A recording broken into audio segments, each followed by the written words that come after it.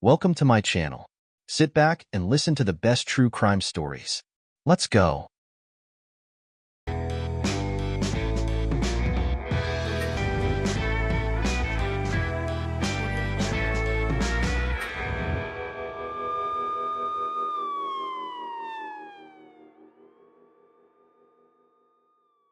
Blood Brothers at 1:39 a.m. on November 26, 2001, firefighters from Escambia County, Florida, USA, raced through the quiet streets of Cantonment, a small community about 24 kilometers north of Pensacola, to respond to a call about a house fire.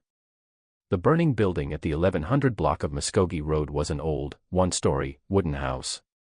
It was blazing with gusto, throwing cheerful sparks and black smoke all over the neighborhood. It seemed that there was nothing to save and nothing to save, but the residents of neighboring houses feared that the owners of the shack, 40-year-old Terry King and his two sons, could be in the fire. Therefore, firefighters, pulling their helmets deeper on their heads, rushed into the fire to rescue 3 people from the clutches of the fire. After kicking in the door, they hurriedly searched the house for survivors. There were no children in the ashes, but Terry King had indeed been taken by surprise by the fire. His breathless body was found sitting in a chair in the living room, and at first it seemed to everyone that the man simply suffocated in his sleep. However, after a closer look, firefighters noticed his unnatural posture, and strange dark sweat and multiple lacerations on his head and face. In fact, the entire right side of Terry King's head had been smashed into a bloody mess. And the walls of the living room were splattered with dripping blood. At that moment, the rescuers realized that they had found in the house a victim of an attack, not a fire, and immediately called the police. Autopsy of the corpse showed, Terry King at the time of death was not drunk or drugged, and killed him about an hour before the fire. And the murder weapon was a metal bat used to smash his head in. As soon as the pathologist was able to give a preliminary verdict on the causes of King's death, for the investigation of this mysterious death took detectives John Sanderson and Terry Kilgore. In the future, this case they will call the most vile and egregious of all those that they had to investigate.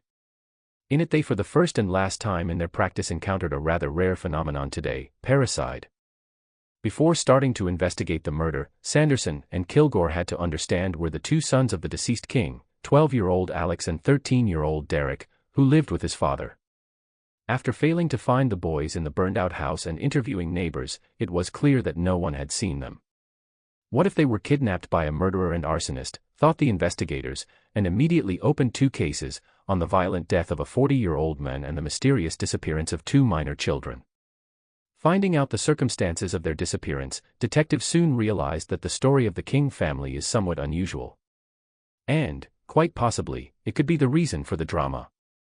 King family history. Terry King, a simple laborer, who never shone with talent and appearance, came from the deeply religious family of Wilbur King, a local priest.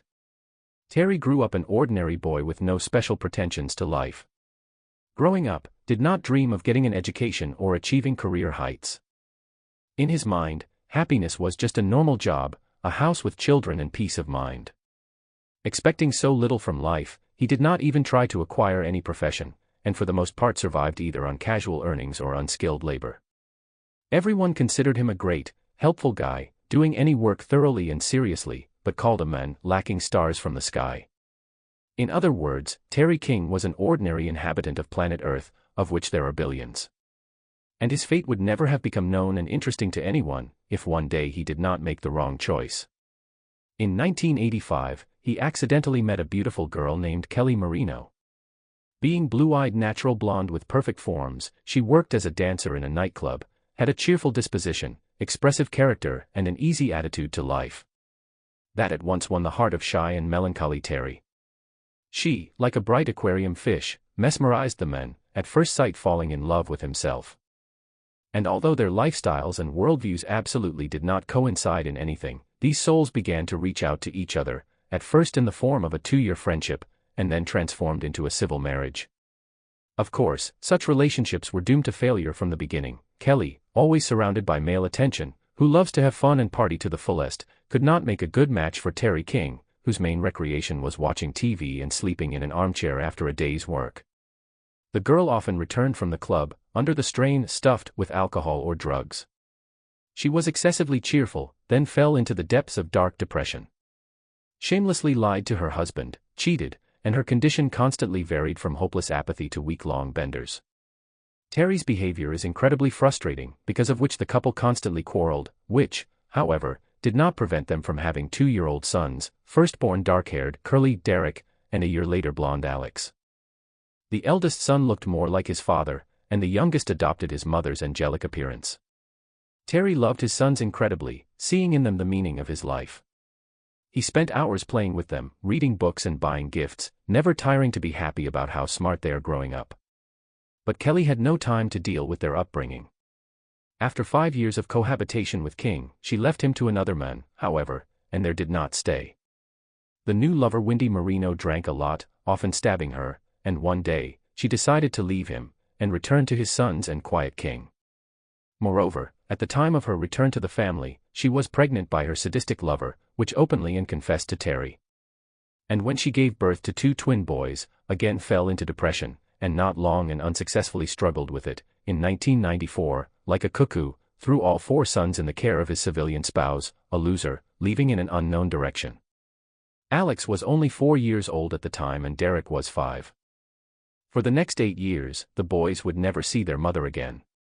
Crowned horns of adultery, Terry King overnight suddenly found himself the owner of a heavy inheritance, left alone on his hands with 4 young sons, 2 of whom, moreover, were not his. He had no way to raise so many children on their feet. To provide for them, had to work hard, but almost round-the-clock work as a car mechanic brought King's salary, barely above a living wage. And there was no time to take care of the children. There was not enough money to hire nannies. The relatives of the abandoned men tried to help him, but it was also not enough. In other words, with such a heavy burden Terry King could not cope, and he made a difficult, but, as it seemed to him at the time, the only right decision, to give the children for adoption. The first to go to another family went to another family in general alien to Terry twins. The fate of these children, as far as I know, turned out well, and to the subsequent history of the King family had nothing to do. But with Derek and Alex the situation was much more complicated and worse. At first King thought that the upbringing of 2 children, he will be able to cope. But the boys were naughty, and demanded attention, and to take care of them physically lacked time. And the debts were constantly growing. When Alex was 5 and Derek 6 years old, it became clear, King cannot make ends meet. Money and time are catastrophically lacking. It turned out that the man has to either sit with the kids at home, losing his job and income, or all day long disappear at work, without seeing his sons. And then King realized that Derek and Alex would also have to find another home. The unlucky father saw this situation as a personal disaster, but tried to think of something that he thought could be remedied in the future. He found an orphanage that temporarily took children into its care. At any time, if the parents wanted, the child could be taken away. Such an option suited King just fine. After convincing himself that he would soon be able to find a better-paying job, the man tearfully said goodbye to both sons. And began to work even harder, motivated by the desire to bring his children home as soon as possible. But, fate had it differently. A year after King gave Derek and Alex to the orphanage, the institution suddenly went bankrupt. It was shut down and the children were hastily placed with different families. So both boys were separated from each other for the first time, each in his own way experiencing this condition. Alex, placed in a foster home, took the separation hard. He would sit by the window for hours, remembering his father and brother. He did not make contact with his new parents, withdrew into himself, and did not talk much. The people who took custody of him soon enough realized that this child, possessing not at the age of hardness of character and stubbornness, does not want to become their son. A year later, Terry King took Alex away from them. At the same time, after the orphanage went bankrupt, Derek King was taken into the good family of local church treasurer Frank Lay. Along with his wife Nancy, Lay treated the adoptee as his own son, loving and raising him with tender care and religious morality for 7 years. At first, Derek, discouraged by the separation from his brother, was often sad, finding it difficult to accept care for himself. He grew up a quiet and shy child, obediently following all the instructions of his new parents. But, at some point, it was as if the devil possessed him. He suddenly joined the company of local hooligans, and, as it is commonly expressed, began to fight off hands. Suddenly it turned out that Derek can shamelessly lie and mischief in disguise. He set up his companions and sought to muck them up in an intricate way. He committed outright abominations and shoplifting, ran away all the time and started smoking marijuana. As he grew older, it became apparent that he liked to torture animals. Capturing cats in the neighborhood, he would spend hours torturing them, looking into the eyes of dying animals with a strange smile of lust.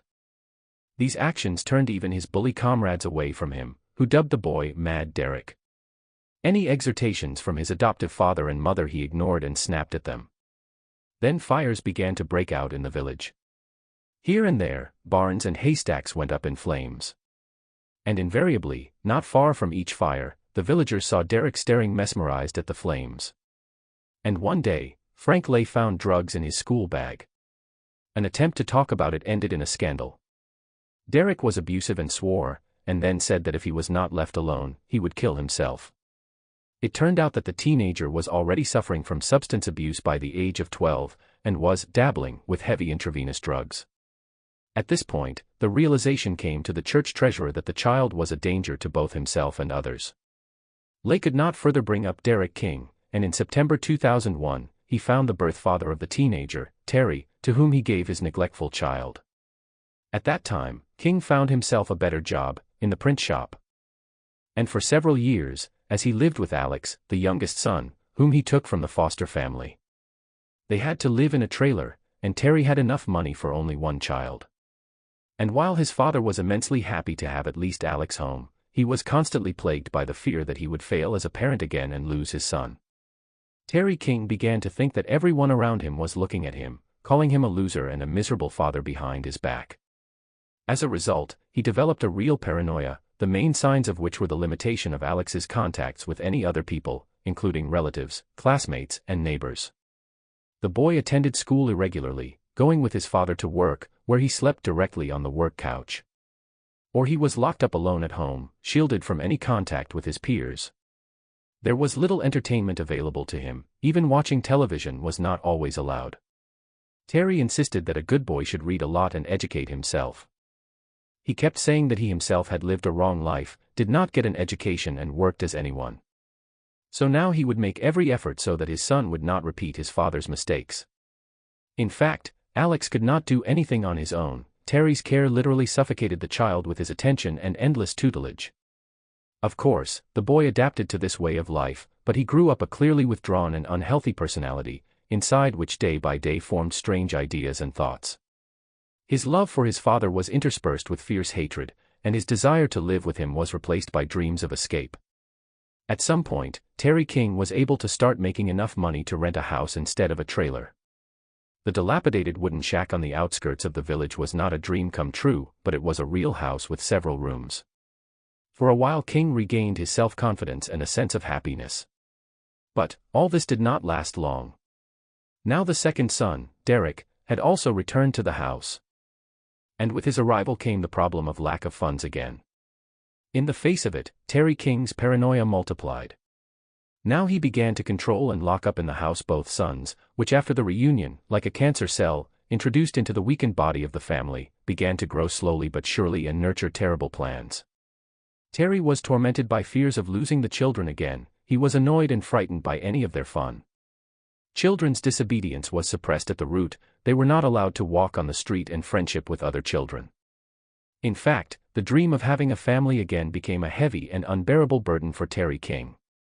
At the same time, Alex and Derek, by the time they were 12 and 13 years old, were already too spoiled. The younger son was jealous of his father's older brother.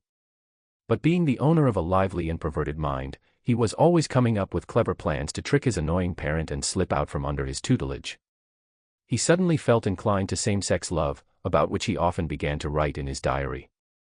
Derek, who was prone to aggression, violence, and drug abuse, felt like a caged animal in the house. He did not want to live in the countryside and openly resented the rules set by his father. He listened loudly to heavy music and television. Terry King, unwilling to put up with such behavior of his eldest son, went with him to a psychologist. And he, having examined the child, prescribed him Ritalin. For reference, Ritalin, active ingredient methylphenidate, is a drug that is a stimulant of the central nervous system. Nowadays, it is used to treat so-called attention deficit hyperactivity disorder, ADHD, in children. I will express my personal point of view regarding both the diagnosis of ADHD and its treatment. You know, there is a wonderful thought, expressed in a joking way: at first we teach children to walk, run and talk, and then we require them to sit still and be quiet. This expression, as best as possible, demonstrates the modern attitude of society to the upbringing of children. Their shouting, running, exploring the world in their own way, actively and noisily, often stresses adults, who begin to demand silence and calmness from children. But, in my opinion, this is like expecting a lion to be a vegetarian.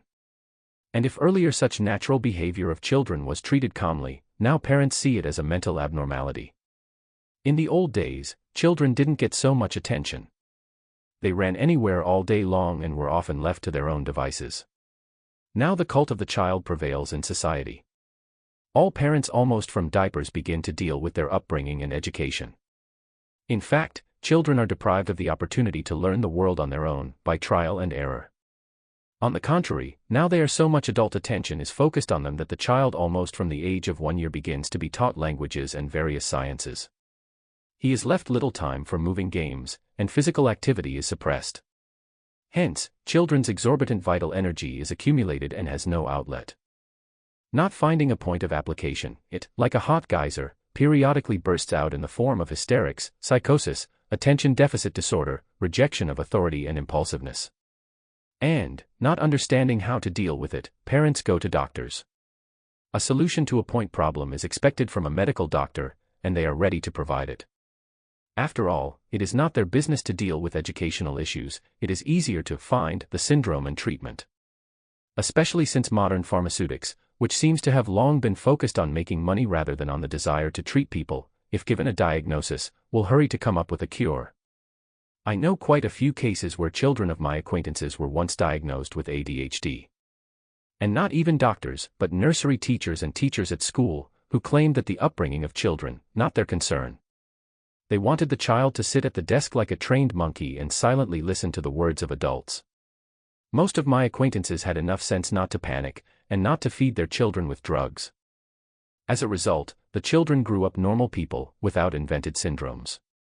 However, this opinion is only my subjective point of view.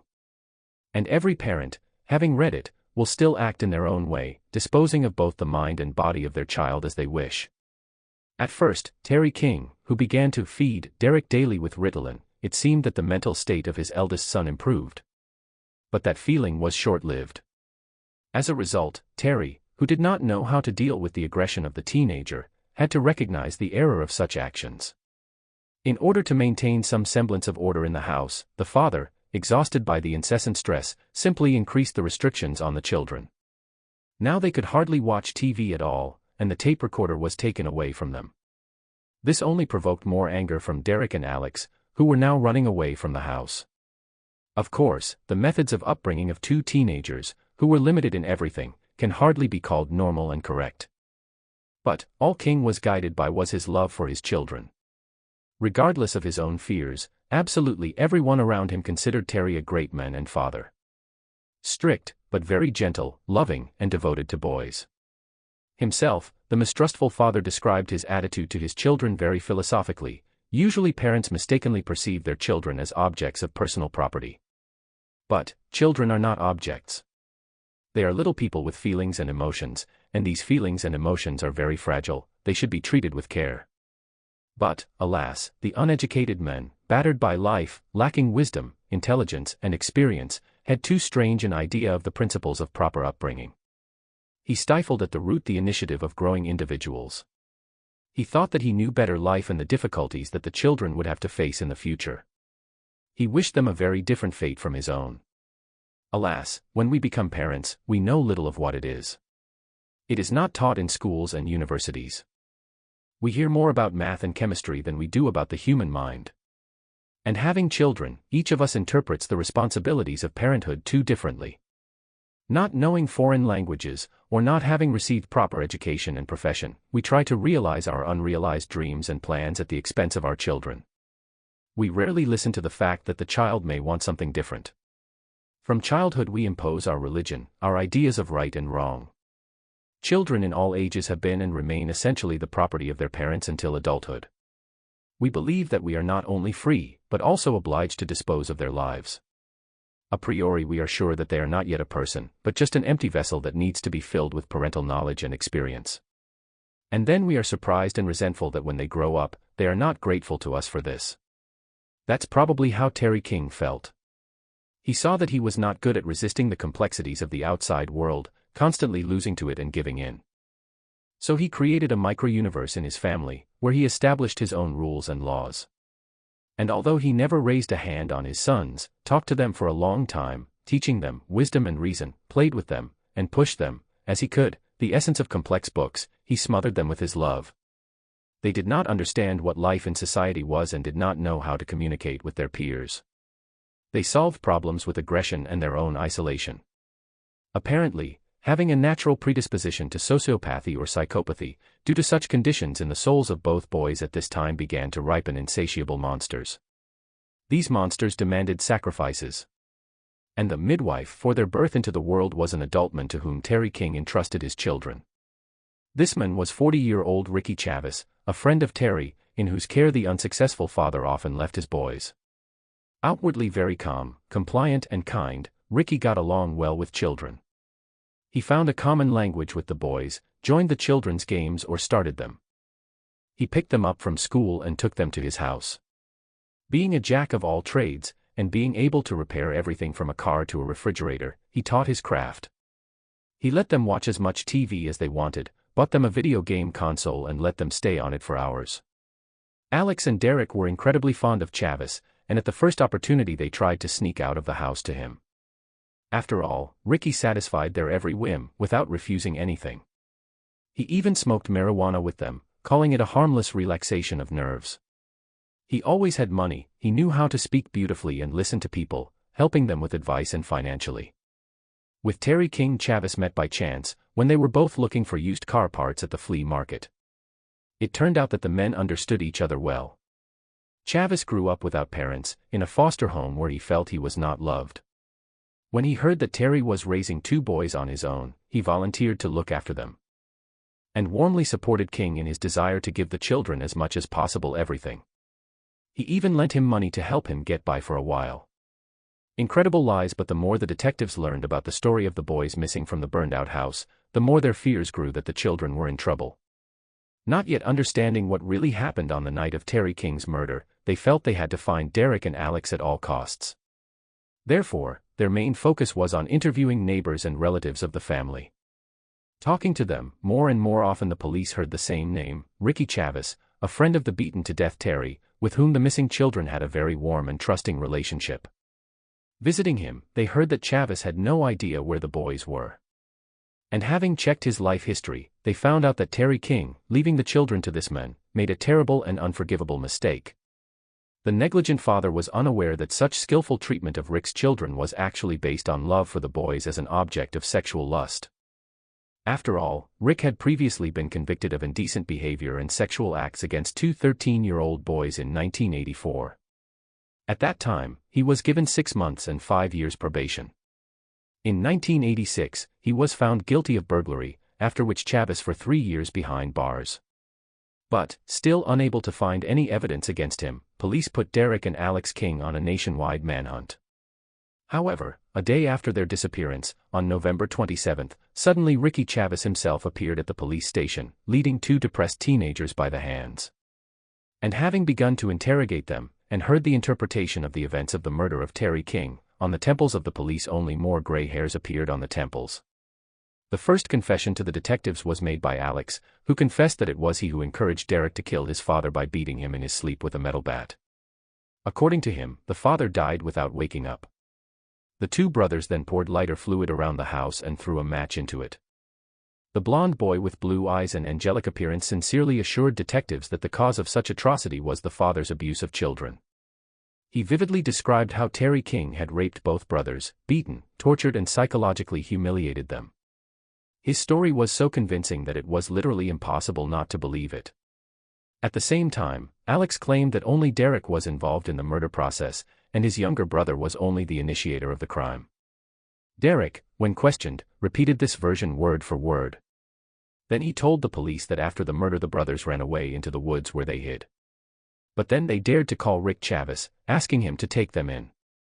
However, police obtained the phone records and found that the boys actually called Chavez just half an hour after the murder. When he brought them to his home, they told him what had happened. The men tried to calm the boys down, washed them and washed the blood from their clothes.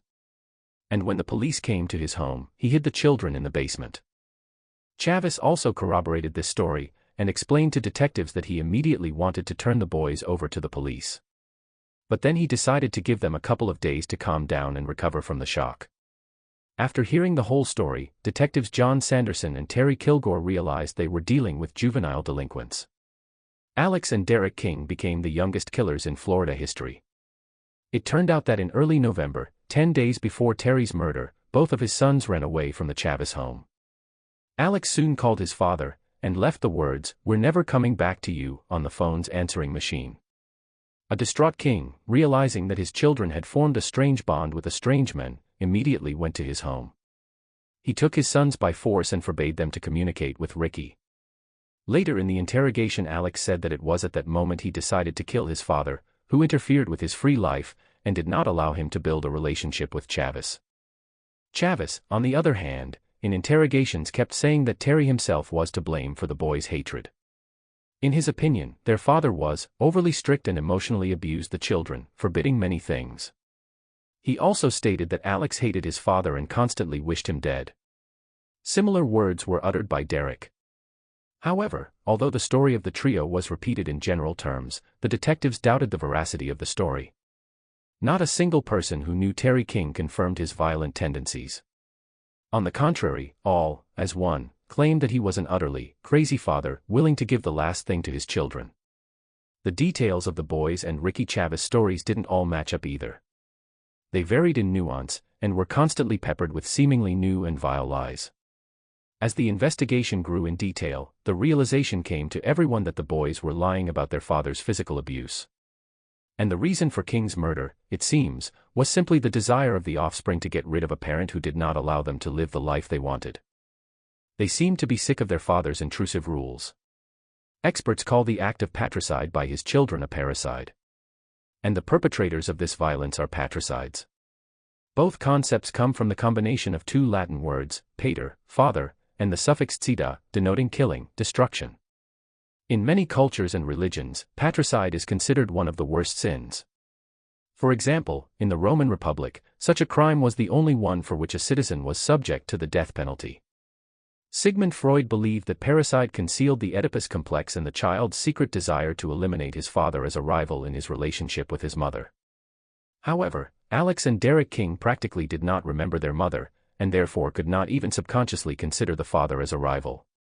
So what drove them to murder? Having asked such a question, detectives investigating this terrible case tried to find the answer to it in the house of Ricky Chavez. And as it turns out, they were headed in the right direction.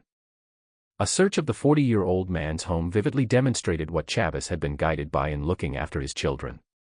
Above his bed hung a photo of Alex, on which, it seems, the pedophile prayed. And in the attic, police managed to find a diary of the boy himself, in which he childishly naive, but maturely confident, described his love for Rick. That said, the boy's conviction of his addiction to same-sex love seems to have had the same date as the appearance of Ricky Chavez in the King family. Thus, in particular, Alex wrote in his diary, "Before I befriended Ricky, I had my whole life ahead of me and I didn't know what to do with it. I had no goals. I was in a state of confusion. What to be? A teacher? Governor? Or president? I thought my whole life was about those choices. But I was wrong. Ricky explained to me what I didn't know. Life isn't about having a family and a job. My main goal is now the same as his. It's about dedicating my life to others. Before I met Ricky, I was heterosexual, but now I know for sure I'm gay." The child also called Ricky his best friend and favorite person, and explicitly expressed a desire to live with him. The diary had words about the teenager's deep and strong love for the men. "Ricky, I will always love you. We were made for each other." It turned out that Alex was truly in love with the pedophile, and the latter supported this feeling in the boy, explaining to him that they are both gay. So the detectives investigating the murder of Terry King began to realize that the role of Rick Chavez in this case is very large. All that was left was to clarify it. The evidence being collected by the police was growing, increasing the thickness of the case files. Alex and Derek, under interrogation, began to waver in their testimony. During this time, it seems that Chavis was trying to persuade them to stick to the old story, and he did it quite skillfully. Once one of the warders, after taking Chavis out of the interrogation room, found a scrawled inscription on the concrete wall, "Alex, don't believe them." This was probably Ricky's way of urging the boy to stand his ground. A few weeks later, in the trash garbage can of the same interrogation room was found a piece of paper in which Chavis assured Alex of his love and asked the teenager not to change his testimony. However, such subterfuge didn't help Ricky. Beginning to realize that the original story of violence and murder of his father, abounding in many inconsistencies, in April 2002, the King brothers decided to change their version. Now the brothers invented a story that the killer of their father was Chavis, not Derek. According to them, the man told the brothers that he wanted to take them away for good, but it would be possible only in case of their father's death. On that unfortunate evening, allegedly, the boys, having previously agreed with Ricky, left the front door open for him, so that he could get inside the house unnoticed. Once in the living room, Chavis saw Terry King asleep in a chair, so he put a metal bat to his head and set the house on fire. At this time, according to the boys, they were not at home, but climbed into the trunk of the car with Chavis, where they waited for the situation to be over. That they initially took the blame was attributed to their desire to save Chavis from justice. Allegedly, he convinced the guys that if caught by the police, he would be behind bars for a long time, if not forever. But if the children took the blame, due to their small age, their punishment would be reduced, and they would receive a small prison sentence, soon to be released.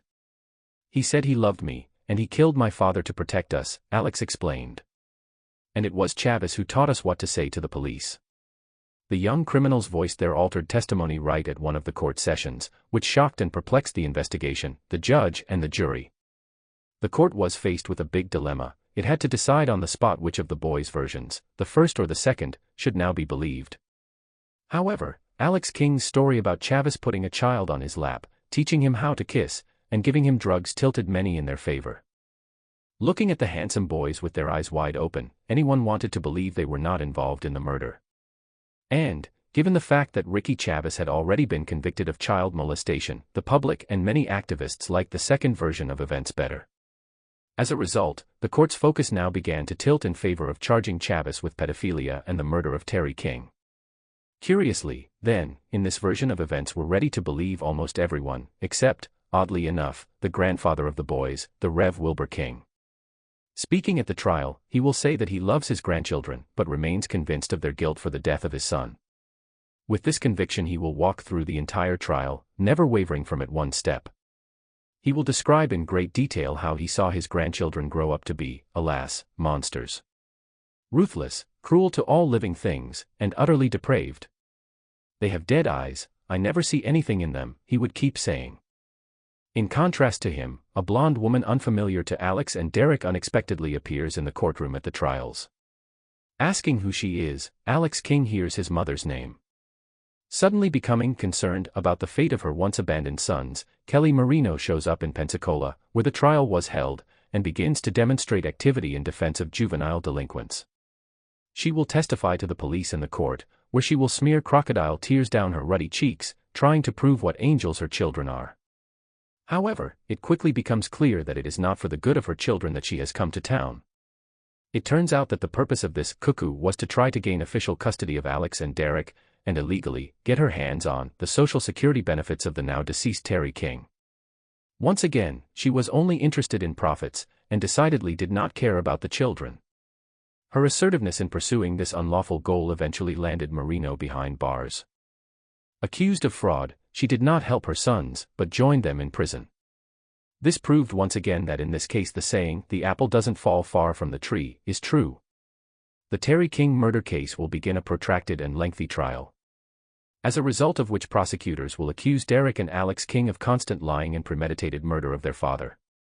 And their lawyers will accuse Ricky Chavis of being the culprit. The prosecutors will be more successful, and the jury will decide that they are juvenile murderers, capable of committing an act with criminal intent at their young age. For in truth, neither the age, race and gender, nor the emotional immaturity and limited experience of the defendant is relevant in this case. If a person is capable of forming the intent to kill, none of these characteristics should shield him or her from justice. And so, in Florida, even juvenile offenders are tried under the same laws as adults, sentencing the perpetrator of premeditated murder to life in prison. This case also proved to be curious in the way it was tried. In considering the acts of the three suspects, prosecutors sought to hold both the boys and Ricky Chavez responsible. Therefore, for the sake of probability, they separated the case of the King brothers and Chavez in separate trials. At the same time, in each of them, the prosecutors presented to the court not quite the same version of events, in some hearings calling the killers of the minor King brothers, and in others, accusing Ricky and inciting the children to the crime. The first hearing was the Chavez case, which resulted in his acquittal. But, this verdict was forbidden to be communicated to the participants and the jury in the boys' case. The jurors, confident that Chavez will be convicted, find the kids guilty of third-degree murder, involuntary manslaughter, and arson. And when they hear that Ricky is going free, they are horrified, and say that, knowing this, they would never have convicted the teens. The mishap of justice will cause a wave of protests in Florida. Newspapers will shudder with shock as they print the news of the acquittal of a 40-year-old pedophile. And residents will begin to write to all authorities, demanding to protect them from the neighborhood with a lustful molester. In this fire of popular indignation, firewood will again throw both young criminals. Suddenly Alex will begin to describe in colors how, raped by Chavez, was forced to repeatedly engage in humiliating oral sex with him. Ricky will flatly deny these accusations and claim that he only hugged the boy, but never had such contact with him. Derek will also tell of Chavez offers to have sex with him, but will say that it never came to that. The court had to reconvene the jury to calm the public. But the attorneys and prosecutors had too little physical evidence, basing their lines mostly on emotion. And then the state's chief judge ordered all sides to come to a unified agreement, or both cases would be sent back for further investigation.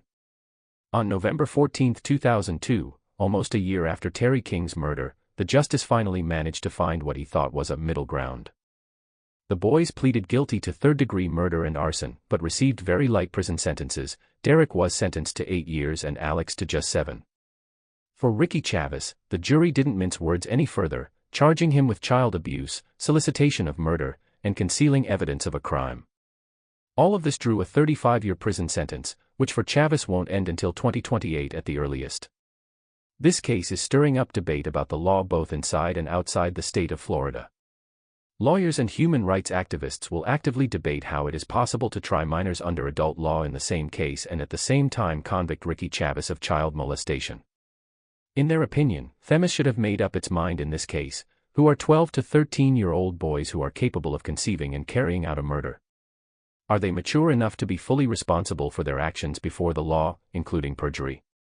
Or are they still unformed individuals whose sex is a crime?